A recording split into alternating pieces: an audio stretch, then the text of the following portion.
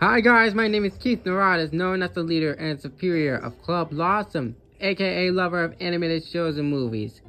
And boy, we have a full house here today with Lazy Bones. What's up? Gilbert. Ooh, hooty hoot. Adam. Hello there. And of course, Clover. The boopa. So first things first, how are we doing today? I'm sorry.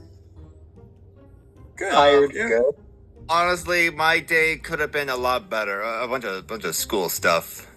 Same here. I still have to finish my project, which is gonna bring up or bring down my grade. So yeah. I got a closed book test at the end of the week, and I gotta finish 3 project. Hopefully, I'll do that by spring break. I am not a happy guy. Me too. I feel you. I just started another online class, which is online astronomy. Thankfully, Renegade asked me if he would like to do the thumbnails because mostly I was doing the most. I was doing the recording, editing, and then the thumbnails doing. That was all me. I was able to find someone that can help me to do things like Renegade is asking me to do the thumbnails. So That's great. That's great to hear. Good to hear. Great for Renegade.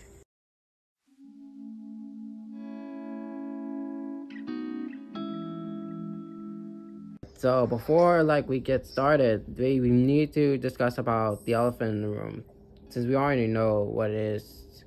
The elephant in the room, that being Mr. Chapek. Yeah. Bob boy. Chapek. That fool. Boo. This. Normally, I try to abstain from saying rude things while I'm on here, but that guy, he's a real rat, from what I've been hearing. Yeah. I mean, a real rat bastard, if you know what I mean. I do have to. I Really think we should fitting of the company. we should applaud not only Dana obviously, but a lot of the employees at especially Disney TVA who are speaking out against this, which might be risky for them. It's incredible. For those who are listening or not pretty sure what we're talking about, what happened is Florida has recently passed, or is now in the process of passing, the Don't Say Gay bill, which means that you cannot talk about anything LGBT topics in schools, which is actively targeting LGBT kids, and it can be very harmful to them. The other part of that bill is the other part is teachers. If teachers hear kids say, "Hey, I'm gay" or "I'm trans," then they have to out them to their parents, which can be really damaging. Absolutely disgusting. Really, it can be dangerous and damaging, and Disney, or at the very least, Bob Chapek, the current CEO of Disney, has put thousands of dollars to these politicians who are backing the bill. Who could have seen this coming? Yeah, it's just unfortunate for me that he really decided to take this dark turn. Now, this has prompted massive backlash, especially not just from fans, but LGBT employees as well, including Dana Terrace, who is opening a charity stream on March 13th. Yeah, I'm not sure if this is going to be out by March 13th, but if it is, would it be possible? I mean, obviously, if this podcast is out by March 13th, and if you can make it. By the time of this recording, she said it's March 13th, and we want to let every LGBTQ plus community know that we support you, and we wish you safe, and we hope that things will be better in the future. Me too. Yeah, there's this interesting thread I saw that someone had on Twitter about the LGBT employees or just the well-known people that work at the company, and some of them have worked on their biggest projects ever. So Yeah, apparently the voice of Mickey Mouse himself gay. The voice of him? I thought I heard that somewhere. Just I swear I heard that somewhere. If I'm wrong, then I apologize, but I swear I saw it on Twitter. I believe the guy who worked on the Beauty and the Beast music is gay, and Elton John too, who wrote the music for The Lion King. Yeah, he did. Wait, you know the voice actress for Mirabelle and Encanto. I'm sorry. I think I was reading on the thread. I think she's either queer or bi. I don't know. I'd have to look at that again. Dana Terrace herself, I believe she said she was queer. Is that correct? She said she's most likely bisexual. No, she's bisexual. Yeah, bisexual. Because Luce is bi. Thank you for correcting me. Yeah.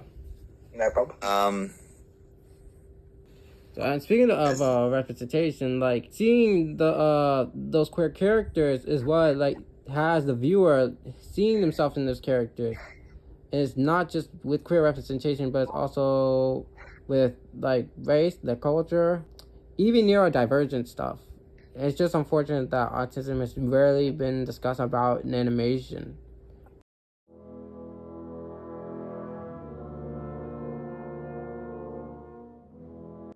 I will say, when it comes to autistic people in media, in movies and shows, it hasn't exactly gone well. I believe that this show called The Good Doctor, where the main character is autistic, but I'm not sure the actor himself is autistic. And another example of that was most likely from Netflix's Atypical. There's also that one like infamous movie called Music by Sia that's like supposed to be ableist. God, no. Now this is a very interesting story. One I love telling because it is so damn stupid that you wouldn't believe it was real. Music was made or directed by Sia, and I believe she had some help from Autistic Speak. A very bad organization for autistic people. Hate group, basically. A hate group. Yeah, we can. Or the better way I can describe it is from a YouTube video that said it's like Autistic Speaks is to help autistic people the same way PETA helped animals. Which is not good. Yeah, they are the Scientology anti-autism groups, I guess. Anyway, music is directed by Sia with Autistic Speaks help. It was supposed to be a movie about a girl taking care of her autistic sister.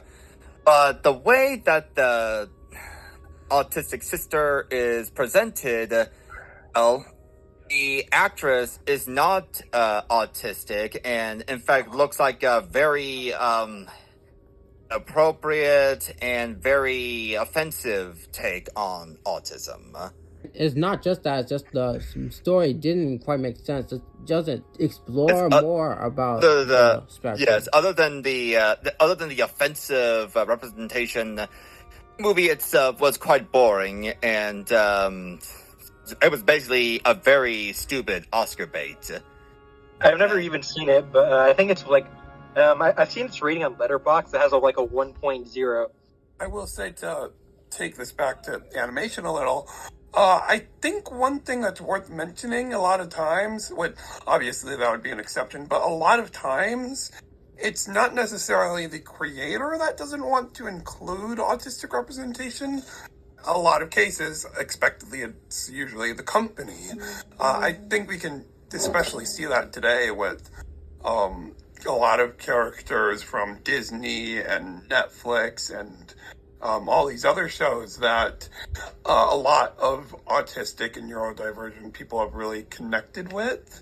I'm not going to name any specifics, but I think that's a sign that the creators probably intended for them to be autistic, but they couldn't be more open with that while creating the show due to probably company guidelines. That's another downside of all this. Like, I can tell that some of these creators, they really want to bring autistic representation out there.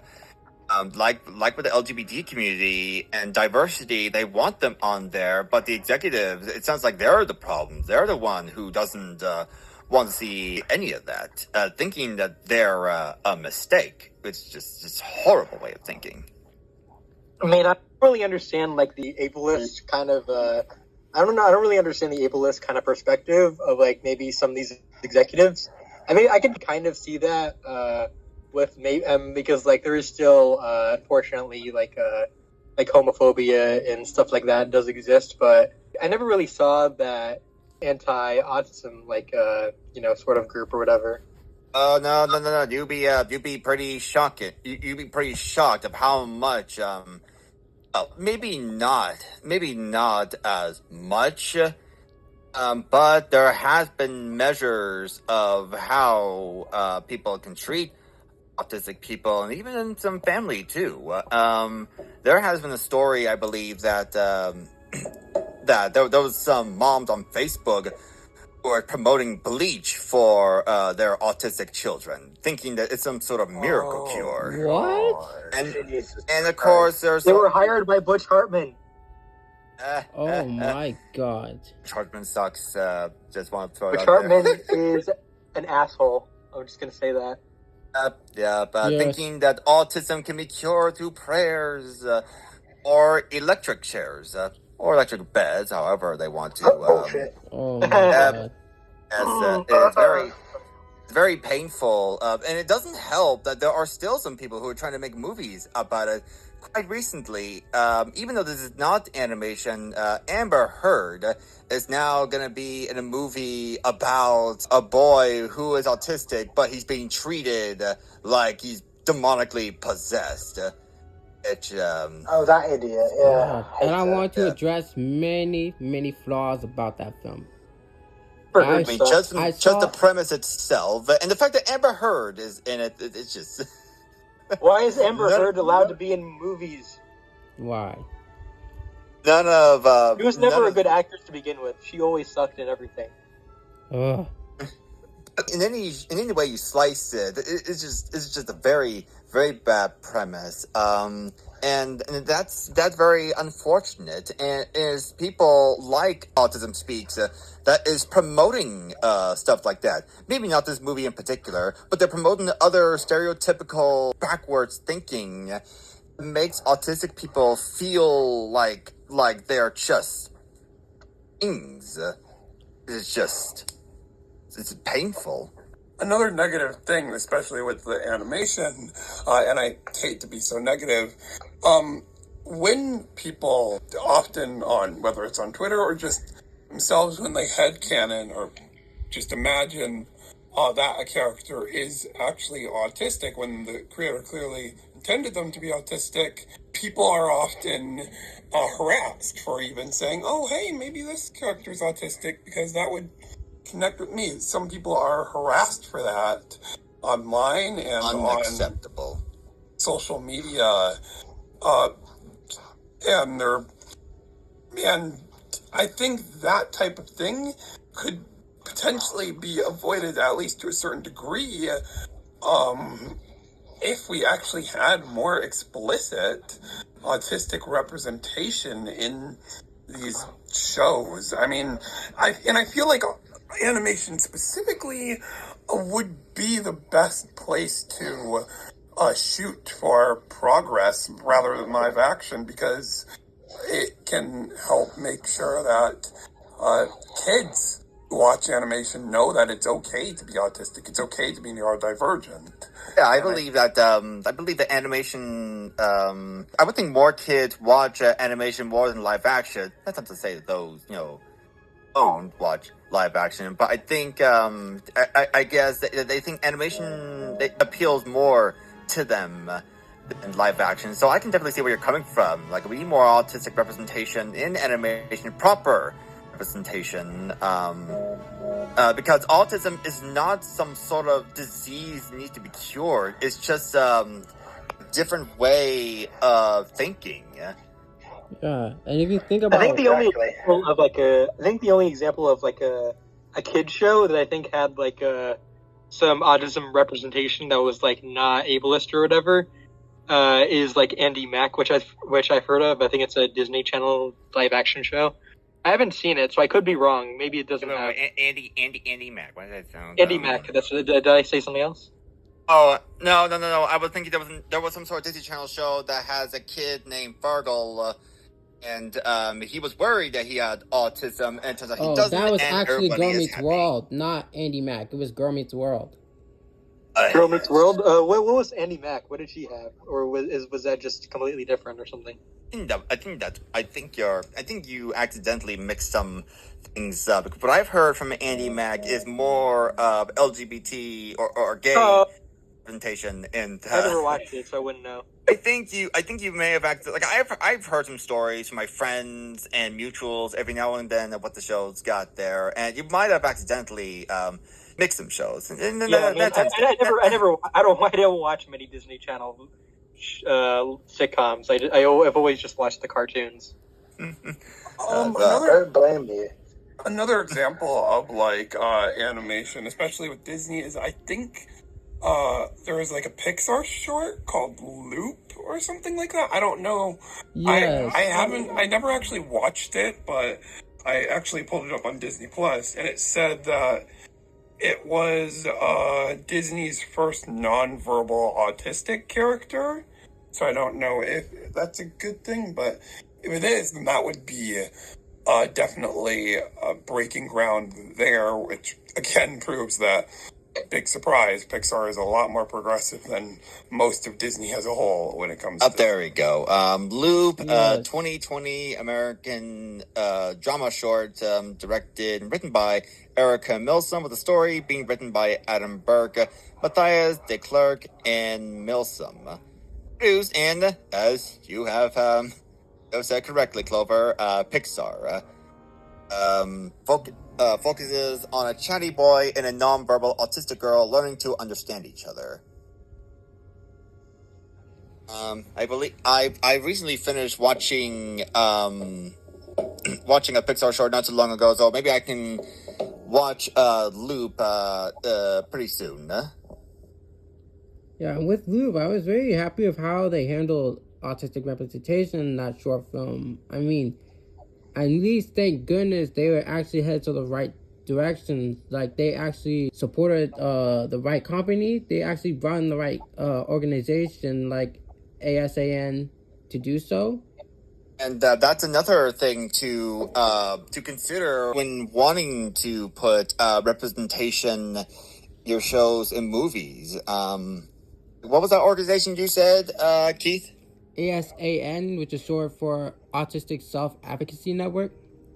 It's an organization like that. It can be really helpful to showcase, like, hey, maybe try working with this and that. And give them some pointers of how to present character you want in your show. I believe still back on the LGBT subject, there is going to be a new show on Netflix coming out called Dead India. According to the creator of that show, and even in the book too, that one of the characters is trans, but he's also getting some pointers from GLAAD, GLAAD, an LGBT advocacy group. That is once again showing giving some help of how to present these characters in the best way. Actually, speaking of both LGBTQ and autistic representation combined, one also disturbing and unfortunate thing we've seen is a lot of people are harassing autistic people who are also part of the LGBTQ community because they think that autism is just making you think that. And I think that's especially a big problem in the animation community because, of course, a lot of it is open to both queerness and autism. The part that isn't are viciously attacking people who are just trying to be who they are. And so I think there's increased level of stigma for autistic people and neurodivergent people who happen to also identify as LGBTQ. And I think that is probably another stigma that holds back autistic representation in animation and just popular culture in general. It's just unfortunate for me to take see that. Because me too personally, I'm not gay myself, but I'm too literally just like learning myself, literally just thinking about life, like me being on the spectrum. I'm still thinking about what's gonna happen with me next, It's a lot to take in. For all my for those who don't know me, I am autistic. I've been told this throughout my entire life, but never really knew what it meant until like recent years. I didn't know how to properly respond to this news or to this like they always tell me, oh, I'm high on the spectrum, and I never knew what that meant. All I just know is that I suppose I think differently, and I'm not sure that's enough to say, but maybe you guys have better examples than I do. But I remember last year there was an actor named Anthony Hopkins who is autistic. Oh, really? I didn't know that. I did not know that. If you don't know Anthony Hopkins, he is well known playing Hannibal Lecter in the movie Silence of the Lamb, and he was perfect. He was great. I was genuinely terrified of him, and he's been doing movies for years, and he even won an Oscar last year too. Father. Yeah, because he was amazing in that movie too. And according to him, like, having autism, I guess his way of thinking in being an autistic person, he's able to emulate that sort of personality. They try to get into his character more. And to me, that's more of an inspiring story of being autistic and proud to be autistic. If he were to like star in a movie where an actress where a protagonist is autistic, he would actually fit well for the role. He would definitely help in that role. And having autism, it doesn't hurt me in any way. Sure, there may be some time where I might need some help every now and then, but I do manage to get things accomplished on my own. I managed to get to a magnet school on my own. I even made it to top 10 in my high school class. I may not have shown it, but it was a very it was one of the biggest achievements in my life, and I'm hoping to continue stuff like this moving forward. And though I may not need for help, I may know if I need help. I just always have to ask. Like, you don't, like, just let them know. You don't have to force the autistic people for help. Let them make their own decisions. I mean, they are human too. Nice. Yes, they are. Well, They are human. We are human. We deserve respect, and we need the best representation we can get. One of my family members recently, she was watching She-Ra, and then she meets this character Entrapta, who's a very intelligent person, from my understanding. I have not seen the show yet, but I want to. But apparently, according to the creator of the show, Stevenson, Entrapta is actually autistic in there, and I've seen Entrapta, and I'm like, whoa, I really like this character. Have any of you seen She-Ra? Do you have any takes on that? Oh, I've seen She-Ra before. Pieces of it. I saw She-Ra before. Like I just watched like an episode not long ago, and yeah, I'm really happy to actually see an autistic character on her show. Well, since we're talking about horror and autism and the experiences, I guess I'll throw my hat in the ring. So, but yeah, basically, for anyone who's autistic and watching, just know this: it's not a bad thing. It's not a hindrance. It's not. Don't be ashamed of it. Nothing like that. You're different, and that's awesome. I'll say that as well. I'm picking this on the spot. Anyone else? You want to pitch in? It's hard doing it though. Yeah, and think about what LGBTQ people had to go through trying to have like queer characters in the cartoons. Like if they would have managed to pull that off in recent years, So then can why we. not autistic And people? so can we. Exactly. If they can do it, so can we. Yeah. I mean, I think for me personally, they would be like amazing having like an autistic character in animation. Whether I enjoy the show or maybe whether I watch it or not, I don't think I'd care. I'd just be happy that they would finally got like great representation. As coming from someone who's lived with autism their entire life, you know. It'd also be great if there was specifically a creator who is autistic who came to the industry to That'd be amazing. spread Yeah. more autistic awareness, because obviously, like I've said, a lot of the blame obviously doesn't fall on the creators, but creators tend to make characters that they can personally relate to more. That's just natural for creators. So if a creator was openly autistic, if the creator was openly autistic, then that would probably help bolster autistic representation, just like how a queer creator can help booster LGBTQ representation and so on. And not just the showrunner who's autistic, but most likely any crew members like writers, storyboards, even voice actors. Anyone really. It'd be nice for anyone autistic on like the crew of a cartoon. That'd be amazing. What about your opinion on like characters who are just like not necessarily autistic, but who are not neurodivergent in like a lot of recent shows?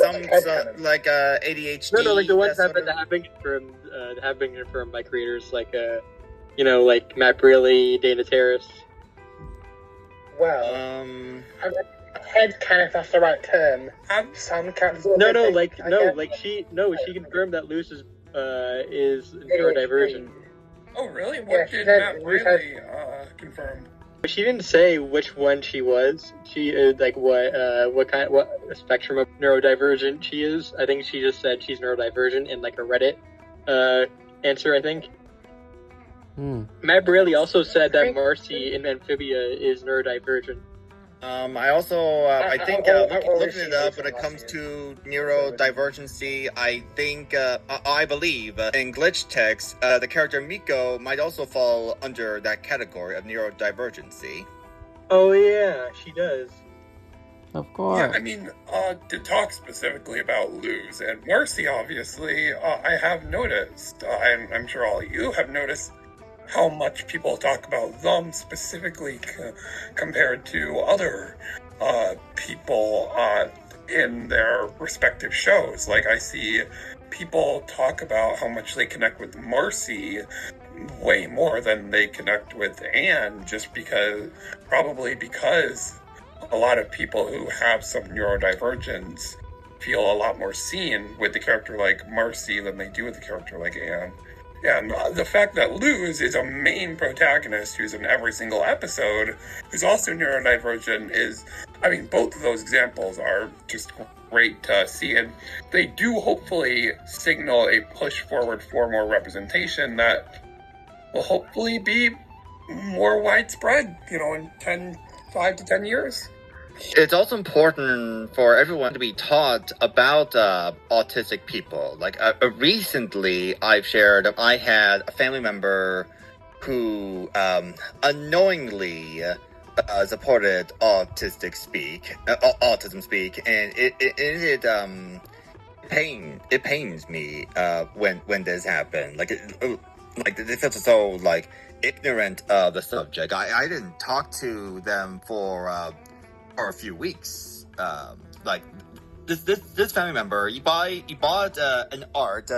Had a picture of baby Groot, but it had a puzzle piece missing in it, and my suspicions were confirmed that it was representative of autism speaks, and that hurt. I did not speak to this person for a week, for a few weeks, and then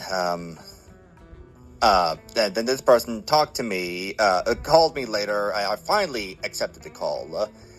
He's wondering, hey, why didn't you take my calls and all that? Now, he's not a bad guy. He's not a bad guy by any stretch. We argue, but I told him like I explained to him why Autism Speaks is not a good organization and one of the worst organizations you could support, and he understood and realizes that pain there, and it was a cute art. It's just a shame of that puzzle piece is. That puzzle piece is just an insult to the autistic community, implying that they're missing something, when that is not the case. And throughout my life, very few people in my life figure that I was autistic, and when I tell people I'm autistic, they are genuinely shocked. At my job, one guy was even surprised that I was autistic. It was like, you don't look autistic, and I said, well, what does an autistic person look like? Oh my god! I think you need to have the word autistic just printed on your forehead for people to believe you. With the rainbow infinity. Oh god. Yeah. And he was, and again we had this, and we had this conversation, and he was just surprised that the stereotypes of autism is just completely it's just false there. You talk to people like me, and you really just couldn't tell, but I do have autism, and I'm proud of that. And now that he realizes like that the way he thought was wrong, and hopefully he'll learn about it himself. Oh, with that said, thank you all for being in the very most important today's podcast. I truly hope in the future that autistic representation could finally get the recognition that they deserve in the future. It will. It will. And we all hope that when we all hope for that too. It was pretty pretty painful and depressing to go through, but at the same time, it needed to be. It was important. Yeah. Not everything is all sunshine and rainbow. And sometimes raindrops, gumdrops. Yeah, that's. Sorry, go ahead. Sometimes we need to have this conversation, especially what's happening right now all around us. We need to have these sort of conversations and hope that people can understand and learn and help people.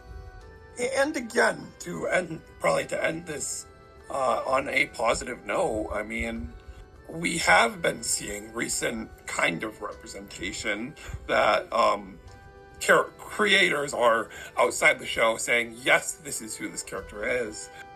So hopefully within the next 5 to 10 years, we will see a lot more representation, and hopefully at some point, the animation community as a whole will start being able to have a conversation about how far representation has come since the dark ages of 2022. Yes. Since the dark ages of the 2020s. Yeah. Oh, that said, make sure to drop, like, and subscribe into this video. Make sure to click on the notification bell so that way you'll stay updated for the LASM podcast content. And with that, I give peace. Bye. Say bye, everyone. Bye. Bye. Disney sucks. Bye. So long. See ya.